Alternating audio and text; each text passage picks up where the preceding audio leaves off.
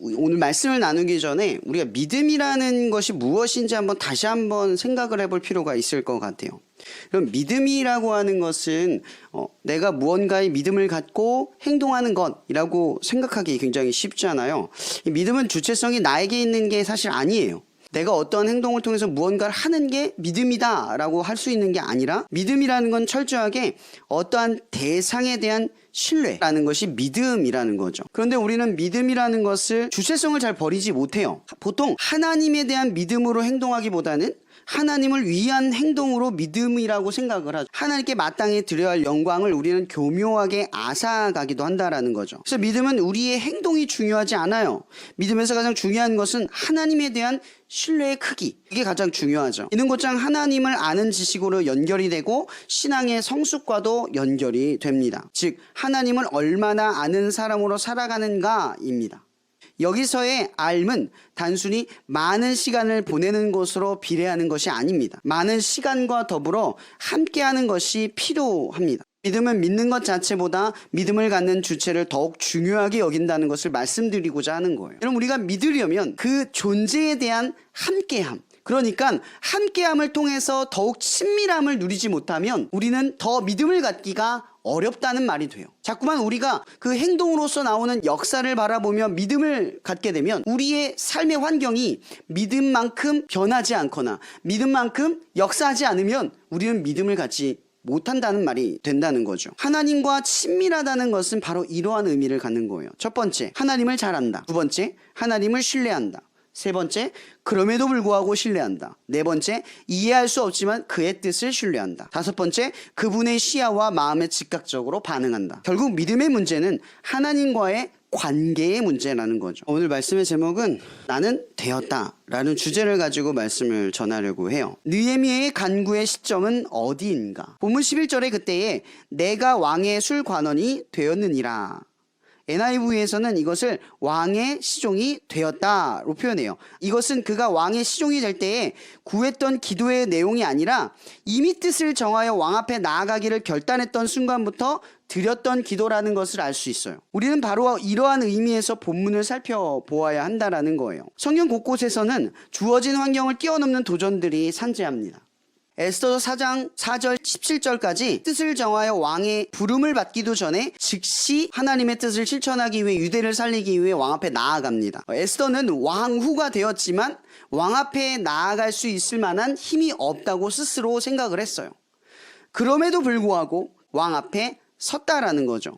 다니엘 1장 8절 그래서 16절까지는 뜻을 정하여 구한 다음에 환관장 앞에 은혜와 궁유를 얻게 하신다. 여기서 다니엘은 포로의 신분이었어요. 또한 에스더는 포로의 신분으로 왕후였어요. 그러니까 왕 앞에 서기에 환관장 앞에 서기에 둘 다 준비가 되어 있거나 충분한 힘이 없었다라는 걸 의미할 수 있다라는 거죠. 또한 가나안 땅에 정탐을 보냈던 이야기, 여러분 갈렙과 여호수아만이 믿음으로 고백을 했어요. 여러분 여기서 믿음으로 고백했다라는 말이 현실에 대한 인식이 부족했다가 아니잖아요. 현실을 직시했어요.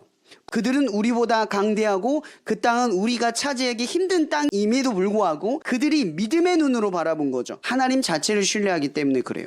중요한 건 그 하나님이 우리와 함께하고 있다는 사실이 더 컸다라는 거예요. 오늘 본문을 한번 살펴볼래요? 처음 유대인들이 왜 약속의 땅으로 돌아갔죠?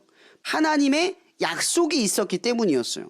그 약속을 믿고 돌아갔던 사람들 지금 어디에 있냐 하면 바로 약속의 땅 가나안에 있는 거예요. 그런데 그 가나안 땅에 있는 그들의 처지를 3절에 이렇게 표현을 해요. 그들이 내게 이르되 사로잡힘을 면하고 남아있는 자들이 그 지방 거기에서 큰 환난을 당하고 능욕을 받으며 예루살렘 성은 허물어지고 성문들은 불탔다 하는지라. 여러분 약속을 믿는 사람들의 처지가 어때요? 수치, 능욕을 받고 있다는 얘기는요, 성벽이 허물어져서 조롱을 받고 멸시를 받고 침범을 받고 예배의 방해를 받고 그들의 민족성이 해함을 받고 있다라는 거예요. 예배를 드리기 위해 돌아갔지만 상황이 나아지지 않았다는 얘기예요. 그 상황을 누가 접해요?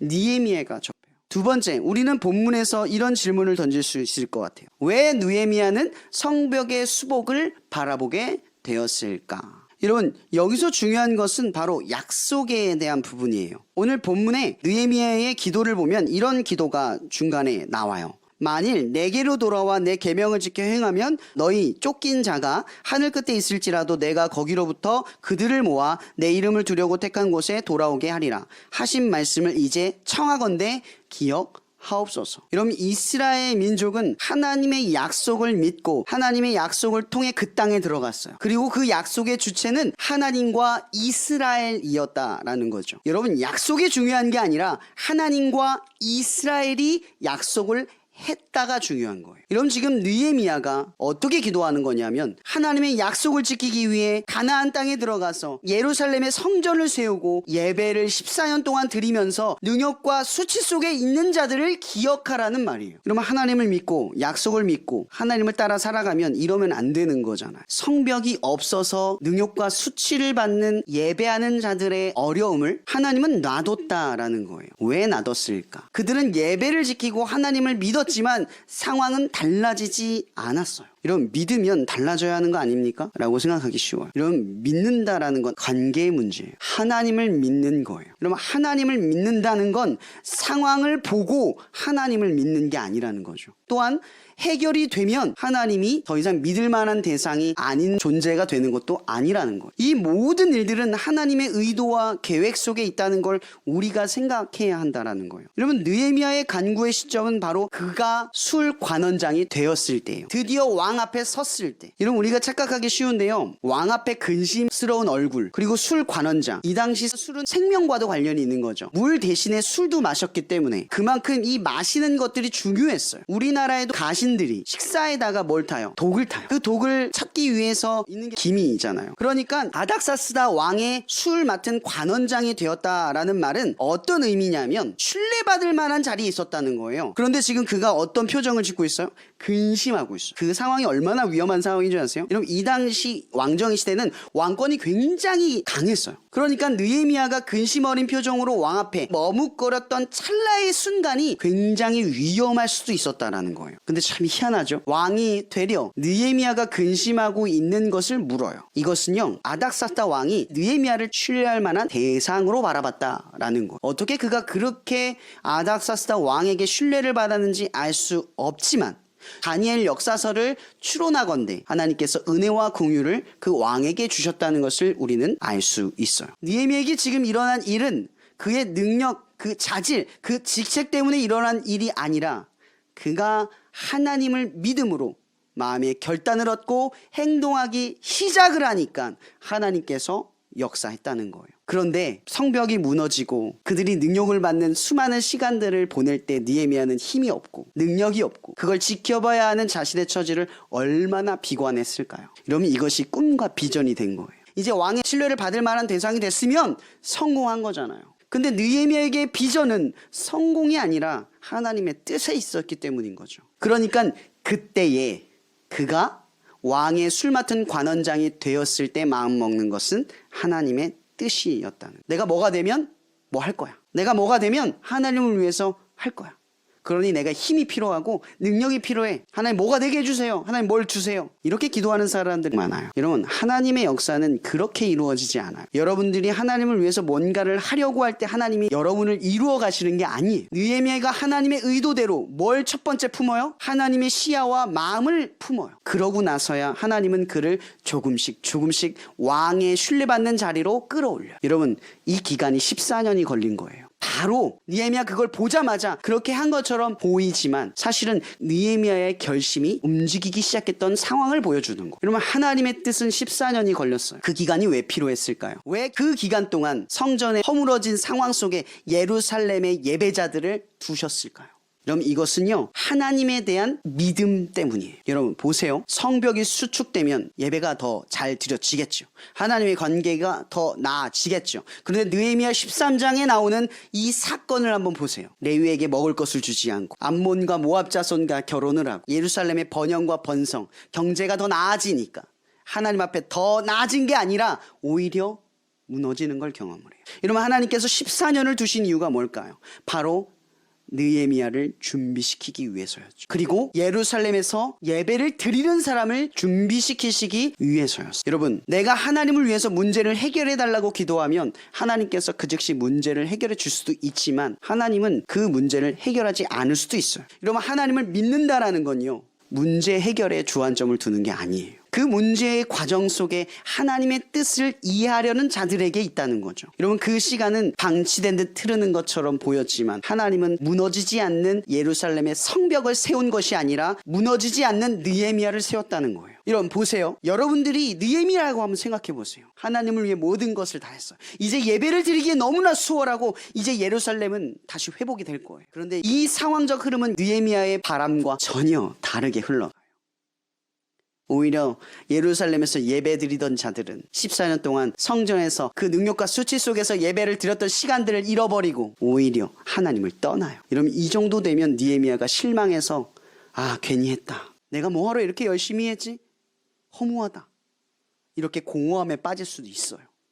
그런데 하나님께서 세운 것이 성벽이 아니라 느헤미야를 세웠기 때문에 그는 다시 일어나 그 땅을 정화시켜요. 다시 한번 율법을 제정하고 다시 한번 그 성벽을 세움과 동시에 하나님께 돌아가야 한다라는 것을 공표하죠. 우리의 믿음은 뭔가를 세워서 끝이 아니라 그것으로 조금 더 도움을 받기 위함이에요. 여러분, 더 나은 공간으로 나아가면, 더 나은 상황이 우리에게 열리면 우리의 믿음이 더 나아질까요? 저는 반대로 한번 생각해 봅니다. 우리는 우리에게 해결되지 않은 문제를 통하여 하나님을 더욱 신뢰하고 하나님을 위해 세워져가는 시간이라는 걸 깨달아야 돼요. 그래야 우리는 장소가 생겼을 때, 우리에게 충분한 음향기기나 혹은 충분한 공동체가 생겼을 때 하나님의 역사로 살아갈 수 있어요. 여러분, 하나님을 믿는다라는 것은 무언가가 끝나고 나면 더 이상 나아갈 곳을 발견하지 못하는 게 아니에요. 믿음은 끝없이 우리를 하나님 앞에 더 가까이, 더 끝없는 친밀함으로 우리를 인도해 간다는 걸 기억하셔야 돼요. 보통의 믿음을 가진 사람들은 문제의 해결을 위해서 하나님 앞에 기도합니다. 그리고 그것이 해결되었을 때에 그것을 통해 내가 하나님의 뜻에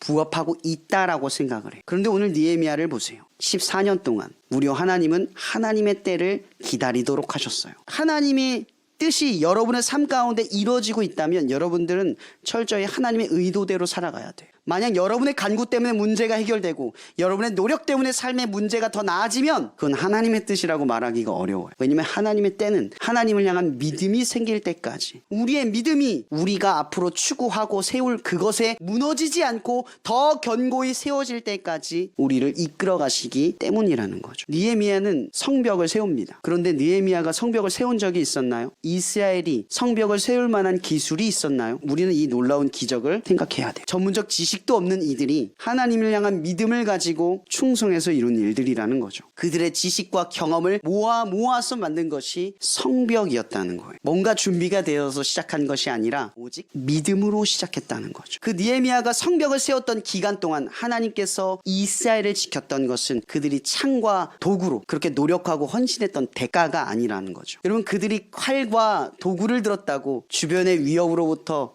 벗어난 게 아니에요. 그들의 각오와 결단은 보여주죠. 그러나 그리스도인들에겐 뭐가 더 있습니까? 바로 하나님에 대한 믿음이라는 게 있다는 거죠. 그 싸움으로 끝을 보지 않고 그 너머에는 무언가를 볼 수 있는 믿음이 있다는 거예요. 히브리서의 말씀을 한번 인용해 봅니다. 믿음은 바라는 것들의 실상이요 보이지 않는 것들의 증거니 선진들은 이로써 증거를 얻었느니라. 여러분, 선진들이 무엇으로 증거를 얻었다고요? 그 하나님의 살아계심을 믿었다는 거죠. 이 사람들은 다 믿음으로 말미암아 증거를 받았으나 약속된 것을 받지 못하였으니 이는 하나님이 우리를 위하여 더 좋은 것을 예비하였은즉 우리가 아니면 그들로 온전함을 이루지 못하게 하려 하심이라. 로마서 1장 17절은 이렇게 마칩니다. 복음에는 하나님의 의가 나타나서 믿음으로 믿음에 이르게 하나니 기록된 바 오직 의는 믿음으로 말미암아 살리람과 같으니라. 성벽이 유대를 지킨다는 망상을 가지지 마세요. 믿음은 여전히 대상에 대한 신뢰, 즉 관계를 잃어버려서는 안 됩니다. 그럼에도 우리는 문제가 해결되거나 해소되면 곧장 하나님에 대한 관계를 잃어버립니다. 느헤미야는 성벽 수복만으로 유대의 구원의 완성을 바라보지 않았습니다. 그가 성벽을 수복한 것은 유대가 더 이상 수치를 당하지 않고 살아가는 하나님의 백성이 되도록 하기 위함이었습니다. 이는 하나님의 백성이 하나님과의 관계를 보다 더 나아지도록 하기 위해서였다라는 거죠. 그러나 성벽 수복 이후 오히려 느헤미야 13장은 이전보다 더 심각하다는 걸 보여줍니다. 그러나 느헤미야는 하나님과의 관계를 잃어버리지 않고 오히려 붙들며 이렇게 고백합니다. 내 하나님이여, 그들이 제사장의 직분을 더럽히고 제사장의 직분과 레위 사람에 대한 언약을 어겼사오나 그들을 기억하옵소서. 내가 이와 같이 그들에게 이방 사람을 떠나게 하여 그들을 깨끗하게 하고 또 제사장과 레위 사람의 반열을 세워 각각 자기의 일을 맡게 하고 또 정한 기한에 나무와 처음 익은 것을 드리게 하였사오니 내 하나님이여, 나를 기억하사 복을 주옵소서. 믿음으로 인한 삶의 문제의 해결은 첫 번째, 여러분이 바랬기에 해결된 것이 아니라 하나님의 뜻에 준비되었기에 그분의 때에 따라 해결됩니다. 그렇기에 하나님의 시야와 마음이 먼저 부어지고 그에 따라 직책과 힘이 부여됩니다. 두 번째, 해결은 믿음의 진척을 위함이지 그것이 우리의 믿음을 더 나아지게 하기 때문이 아닙니다. 세 번째, 믿음의 역사는 더 큰 믿음, 관계의 친밀을 더 깊게, 신뢰는 더 큰 신뢰로 우리를 도약시킵니다. 마태복음 12장 39절, 예수께서 대답하여 이르시되 악하고 음란한 세대가 표적을 구하나 선지자 요나의 표적밖에는 보일 표적이 없느니라. 요한복음 1장 50절에서 51절, 예수께서 대답하여 이르시되 내가 너를 무화과 나무 아래에서 보았다므로 믿느냐? 이보다 더 큰 일을 보리라. 또 이르되 진실로 진실로 너희에게 이르노니 하늘이 열리고 하나님의 사자들이 인자 위에 오르락 내리락 하는 것을 보리라 하시니라. 믿음의 도약은 현재에서 더욱 하나님의 친밀함을 발견하게 됩니다. 삶 자체가 하나님의 뜻과 가까워지도록 우리를 이끄십니다. 하나님과 보다 친밀한 하나님의 지식을 나누는 일이라는 것을 기억하십시오. 여러분, 오늘 우리는 느헤미야를 통해서 한 가지 사실을 분명하게 기억합시다. 성벽의 수복은 하나님과 좀 더 나아지기 위한 일이었지만 하나님의 때에 그가 14년 동안 그 모든 상황을 지켜보게 한 일은 그 성벽 수복 이후에도 무너지지 않게 하기 위한 하나님의 뜻이었다는 걸 기억합시다. 여러분들은 문제 해결 이후에 하나님을 잃어버리지 않고 있습니까? 하나님의 관계를 내어두고 있지 않습니까? 여러분, 믿음은 대상에 대한 신뢰입니다. 지금 오늘의 삶을 통해서 하나님의 친밀함을 자꾸만 발견하는 게 믿음입니다. 여러분, 느헤미야처럼 준비되는 여러분이 되길 바랍니다. 더 이상 능력과 힘만을 바라는 사람들이 아니라 하나님의 시야와 마음의 부어짐을 받아 능력과 힘을 구하는 자들이 되기를 바랍니다. 또한 문제 해결 때문에 하나님의 능력을 경험하는 것으로 믿음의 기반을 삼는 자들이 아니라 하나님의 능력이 나타나지 않아도 하나님에 대한 신뢰를 잃어버리지 않고 성전을 쌓는 시간을 잃어버리지 않는 그 말씀을 기억하는 여러분이 되기를 바랍니다.